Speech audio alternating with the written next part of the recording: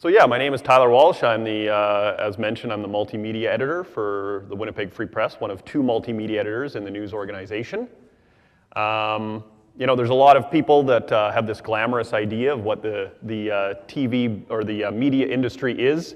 You know, that we quite often get to ride around in race cars, do cool stuff like that, maybe ride in tanks, go to Disney World, meet cool people like MC Hammer.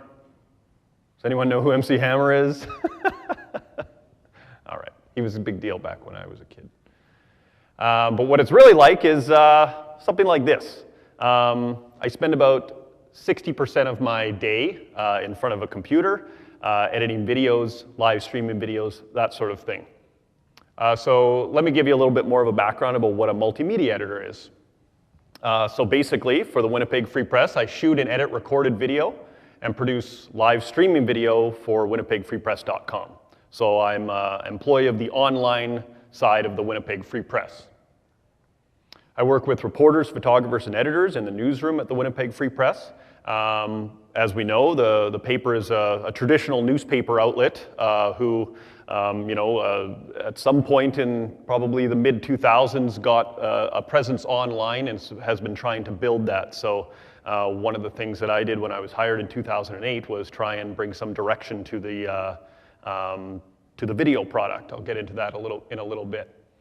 And of course, you know, this has really grown as to become a big part of my job in the last few years, is engage the audience on Twitter, Facebook, post videos to YouTube, watch comments, all that kind of stuff. So a typical day for me, you'll see me doing usually one of two things. Either I'm out in the field, shooting events that are going on. Quite often we'll be set up events, live streaming things for online so people can watch it as it happens. I might be chasing around the mayor sometimes. And then, as I said, a good chunk of the time is spent sitting at a computer screen in my little office at the Winnipeg Free Press News Cafe. What is the Winnipeg Free Press News Cafe, you ask? Has anyone been to the Winnipeg Free Press News Cafe? There we go, one in the back, good stuff. So just over 2 years ago, the Winnipeg Free Press partnered with a local restaurant operator to open this cafe at 237 McDermott Avenue in the Exchange District. It was something that hadn't really been done before. A newspaper did it in Czechoslovakia. That's where our publisher got the idea from. So they put together this little plan. The restaurant itself is run as a self-sustained business, and then the paper has a presence there as well. Obviously, it's branded the Winnipeg Free Press News Cafe. Part of the plan was to move employees of the paper down, online employees like myself. So there's about 3 of us that are in there on a regular basis. Reporters come in and out, and we do really cool things. On a normal day, you'll see me sitting at my desk doing something like this. That's me switching a live 3-camera shoot, operating a little soundboard there while one of our reporters interviews a guest from the Winnipeg Comedy Festival last year. So you'll see us do stuff like this. We hold interviews with comedians, celebrities, athletes, politicians. Big forums occur there. When there's not stuff going on, you'll see me sitting at that same desk working on a video, that sort of thing, or eating a pulled pork sandwich that is made at the cafe because it's really good. Okay, so how did I land this job? Obviously, I went to college, got an education in this particular field. I went to Red River and took the Creative Communications program. Some of you might be familiar with it. It's a 2-year diploma program from Red River College.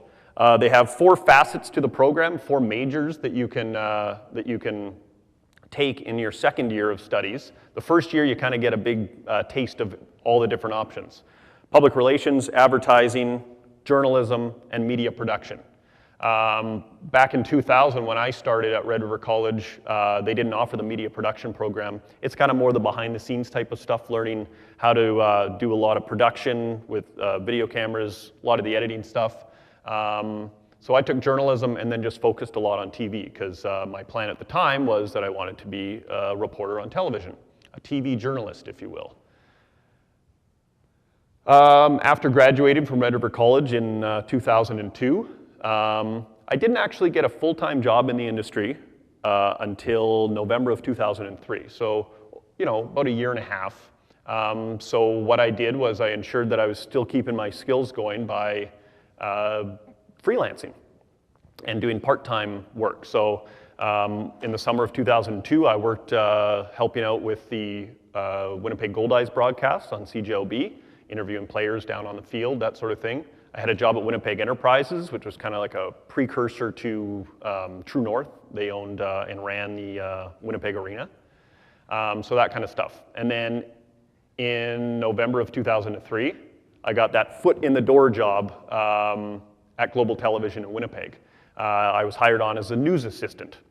So a news assistant doesn't sound like the most glamorous thing in the world, but what it did allow me to do was get a real taste of all aspects of how a TV newsroom worked, because I was assigned to research, I was assigned to go out in the field and shoot. I did reporting sometimes on weekends. I worked with graphic artists and other journalists, following them around. So it really gave me a good handle on which direction I could go in. And what I quickly discovered was I love the producing aspect of all the behind-the-scenes stuff of putting a newscast together. So I kind of worked my way up, left the reporting thing behind, and really focused on becoming a news producer. So I was promoted to being a news producer, where I got to help assign cameras, work with graphic artists, help come up with story ideas, and just put the newscast together kind of in the different segments that you put it in. By the time I left Global in 2008, I was the primary news producer for the 6 o'clock newscast.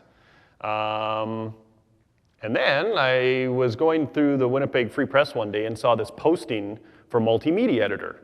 And I had absolutely no idea what that meant, because multimedia is about the most generic title you can have in the industry that I'm in. And so I was really confused. But one thing that caught my eye was the fact it said, you must know how to edit video. So I figured, okay, this must have something to do with the Free Press wanting to get more into video. They were doing it a little bit, but it really wasn't very good from the perspective of those of us in the TV business. So I got a job interview with the Free Press, and over the course of that job interview learned that basically they were really trying to boost their online operations. So a big part of that was producing video. Initially, what they did was they took their very large team of photographers, all gave them all handy cams and said, head out in the field and start shooting video. So these are professional photographers, but being a professional photographer is way different than being a professional videographer. You have to think about things like holding the camera steady, good audio, all this kind of stuff, and no one had trained them how to do that. So obviously the quality was hurting a little bit. So I was brought into the Free Press as the first multimedia editor to basically streamline that operation, boost the quality, do basic training with all the photographers, and get out in the field myself and start producing good content to put up on our website, kind of like what you saw there before. Why did I go into the media? Well, I sucked at math. I actually failed grade 10 math. I don't know, I had to take it by like correspondence or something over the summer, so I ended up getting the credit for it and was able to graduate. But yeah, math is not my strong suit. Does anyone else here love math? Any math? No? All right, I'm in good company. I love shooting and editing videos. Now, keep in mind, back when I was in high school, there was no such thing as YouTube. So if I wanted to go and shoot stuff, I probably had a video camera that was this big. I never had one when I was a kid, but I was able to find one at friend's house or whatever. We'd shoot fun little movies, and they were really terrible. When I got accepted into college, the first thing I did with my student loan money was actually I went to Future Shop and bought a video camera and some remedial editing equipment. I figured that was a good investment. I didn't ask my parents, but I thought it was a good idea just to go out and get a video camera and start shooting stuff if this is what I wanted to do. And I've always had a knack for playing with technology. And in the Free Press newsroom, that's really what I'm assigned to do, is figure out the best ways to take technologies like iPhone and apply it to a news medium. a note, when the iPhone 3GS came out, it was the first iPhone that actually did video.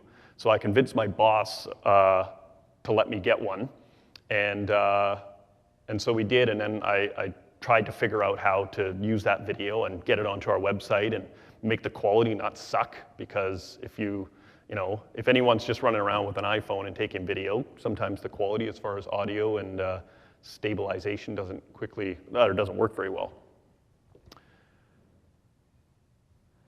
So I mean, the biggest thing that the Free Press did when they hired me was try and take the Winnipeg Free Press from just a newspaper who have a big printer in their building on Mountain Avenue, print copies of the newspaper, deliver that to people's houses, and turn it into a multi-platform, multimedia news organization, which is no easy task because, like I said, the Free Press is a traditional news organization.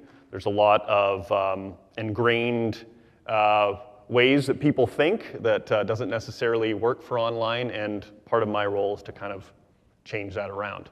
If you told me 5 years ago when I started the Winnipeg Free Press, though, that I would be sitting in a news cafe doing a 3-camera live streaming production with one of our reporters interviewing Tom Green, I would have told you were crazy. So we really have come a long way in 5 years. Positives about working at the Winnipeg Free Press. Salary's great. It's second to none in media in Winnipeg, really. CBC pays really well. TV stations a little below that. Other online organizations, not very good at all. So Free Press is really where it's at as far as salary, great benefits, pension plan. This is the same for all media outlets. I would say that every day is different. I mean, because we're in the news business, it's a 24-hour cycle. There's tons of things going on all the time. Sometimes it's a little slower. You come in and you might know what you're doing that day. You might not know what you're doing. Your day may go in 10 different directions. So it's hectic, but it's fun. And it's a place where I really feel that there's room to grow.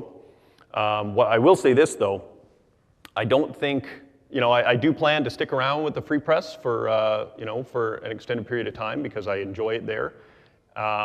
But where I'm going to move up, I don't actually know. But what I'm guessing is in the next 5 years, there'll probably be a position created that I would have the potential to move up to, but it probably doesn't exist yet, which just goes to show how much the industry is changing. Obviously, a positive is doing cool assignments. I was assigned to the Death Star for a short period of time.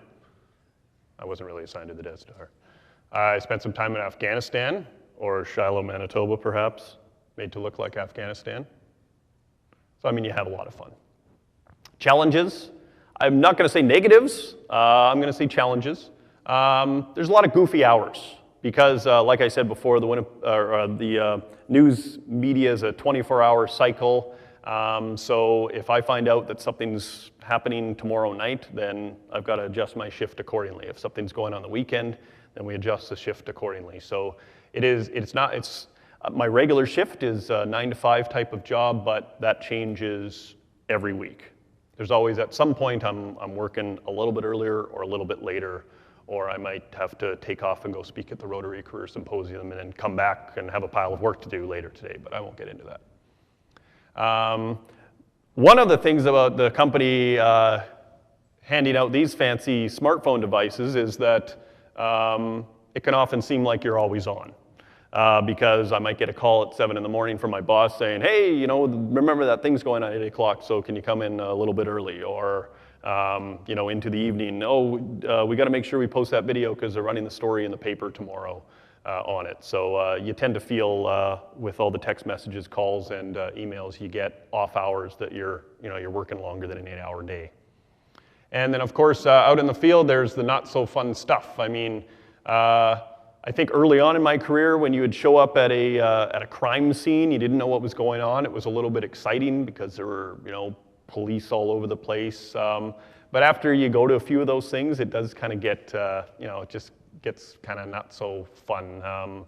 It's not particularly exciting to see blood splattered on a sidewalk or to shoot that. It's not very exciting to have to videotape that and then try and find out what goes on. So, I mean, that side of the news business, it'll always be there, but doesn't make it any more fun.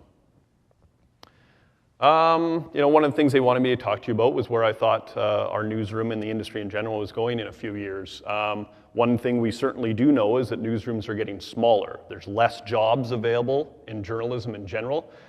Same goes for the Winnipeg Free Press. Our newsroom has consistently declined in numbers for the last several years. We've gone over a couple round of layoffs. But I mean, I think what that means essentially is that they're going to take less people and make them do more things. My coworker, the other multimedia at the Free Press, I think she's kind of a textbook case of probably where the industry's going. Before I mentioned there that the Free Press has reporters and photographers and editors and various other positions. They're going to start putting those positions together. My coworker Melissa Tate has a photo background. But she also has education and experience in video production. So she can shoot video, she can edit video, she can write stories, she can take photos, she can post to our website, do copy editing. So she's got all those skills, and what you'll probably see is newspapers and other news organizations hiring people that have all of those skills. And I assume, just like the smartphone has been a game changer in the news industry, there will probably be some crazy new technology that's going to come about in a few years. Is anyone familiar with the Google Glass? Yeah, so I mean, it's, I don't know how to put it, it's kind of like a smartphone for your face. You can like FaceTime with people by looking at that little screen. Super creepy in my opinion, but it'll be interesting to see where it goes. But this is just kind of an example of the type of things that big companies like Google and Apple are working on. And these technologies, well, how are we going to apply those to the news business? So that makes it kind of exciting. So how do you get a job in the media? Obviously, you get an education.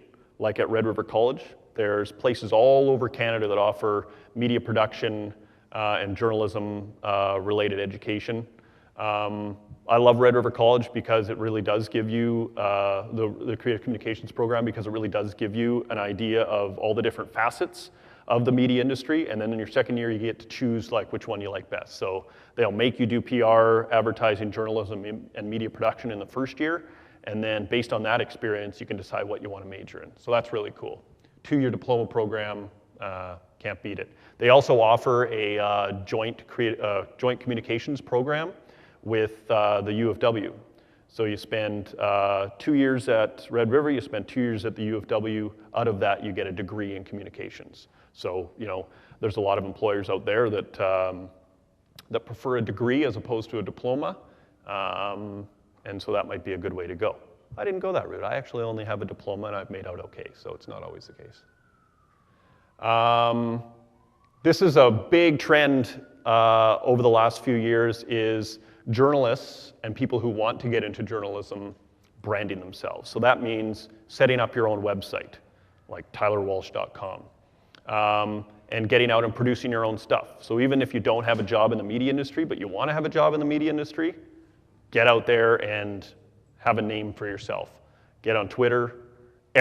No journalist coming out of college these days is not on Twitter, basically. So have a presence online if you want to get into the media industry. And get a foot in the door. I talked a little bit earlier about getting that foot in the door job as a news assistant at Global. Like I said, that didn't sound like the most interesting job in the world, but it turned out to be a wonderful place to start. And if you want to work towards being a reporter at a TV station, or you want to work towards being a multimedia editor, get a job in with one of those news organizations and then just work your way up. Change jobs, people do it all the time. Whatever gets you further ahead and whatever puts you in a spot where you want to be.